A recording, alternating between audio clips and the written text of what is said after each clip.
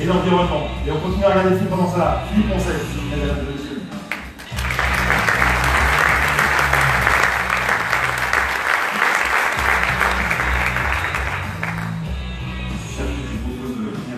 Je suis là.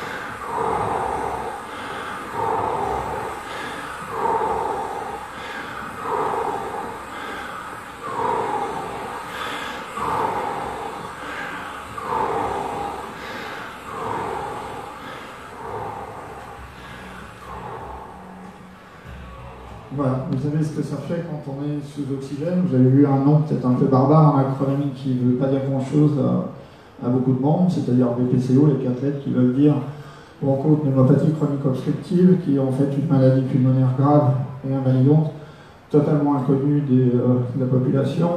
J'ai vu passer un chiffre de 48 000 morts tout à l'heure dû à la qualité de l'air.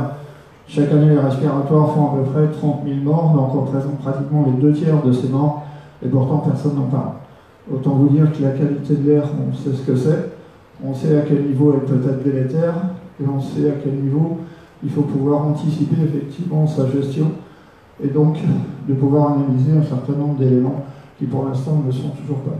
Voilà. Donc si vous avez des questions, vous pouvez les poser. Normalement, vous avez des images que vous reverrez très peu, parce qu'en général, les BPCO ont plusieurs niveaux en fait, d'impact dans leur pathologie. Il y en a 4.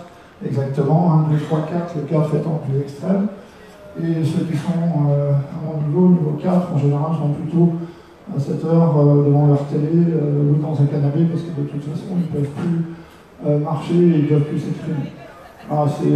J'aurais choisi, quand j'étais diagnostiqué, j'aurais préféré prendre ping-pong et Germain, mais ceux qui savaient faire du vélo, qui pouvaient parler, c'était encore moins. Donc, je reste un peu le porte-parole de près de 4 millions de personnes, dont 1 seul million est diagnostiqué.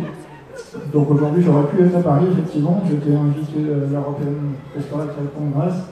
J'ai préféré venir ici parce qu'on a besoin de solutions et pas des gadgets.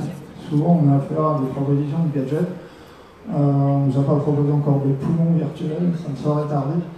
Mais on a aussi un appel à projet sur une application qui nous intéresse fortement, puisque dans les mesures que les agences de l'air pratiquent, les taux de référence qui sont utilisés sont bien trop hauts par rapport à ce qu'on a besoin. Nous, il faut diviser ces taux par 2, voire par 3, et on est souvent les premières sentinelles, entre guillemets, de la qualité de l'air. Bah écoutez, ça représente 4 millions, vous disiez? Près de 4 millions, 1 seul million est diagnostiqué. En général, sur les 1 million, il y a 700 000 sévères. Le fait qu'il n'y ait pas de prévention, c'est effectivement un très très gros problème. Alors aujourd'hui, pendant la 24, il y a tout un tas de compétences et d'intelligence regroupées. Est-ce que vous auriez besoin de collaborer avec des gens pour améliorer les services? Est-ce que vous voulez trouver des compétences aujourd'hui pour aider les patients? C'est un impératif, parce qu'il nous faut une unité, en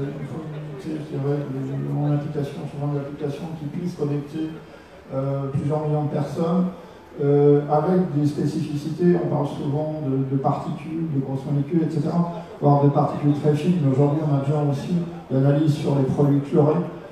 Tous les produits chlorés sont bien plus délétères que éventuellement les produits du gasoil, et tout ça n'existe pas. On nous avait dit un jour qu'on ne pouvait pas mesurer le taux du chlore dans l'air.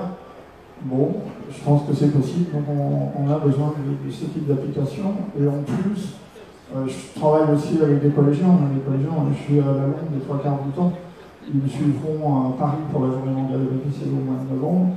Et les collégiens sont très sensibles, donc ils sont aussi en move de toutes ces applications, et ça tient un peu de choses de les réaliser. Bon, bah écoutez, je crois qu'on a bien entendu votre appel, et si vous avez des idées pour connecter plusieurs millions de personnes pour pouvoir justement aider les patients de BPCO notamment à mieux vivre, et notamment dans le sport, merci beaucoup.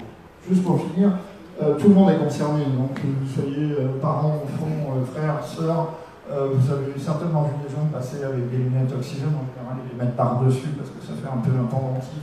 C'était un peu la mode pour les premières générations. Mais tout le monde est concerné, y compris les très jeunes, et on a besoin de toute façon d'identifier tout ça par de la prévention. On va lancer des grosses opérations parce que personne ne veut bouger. Et effectivement, quand j'entends les élus nous parler des morts, c'est bien qu'on parle aussi de ceux qu'on peut en amont, à qui on peut éviter effectivement d'avoir des handicaps aussi lourds. Voilà. Je vous remercie beaucoup. Monsieur Fourcet, merci beaucoup. Bravo. Merci.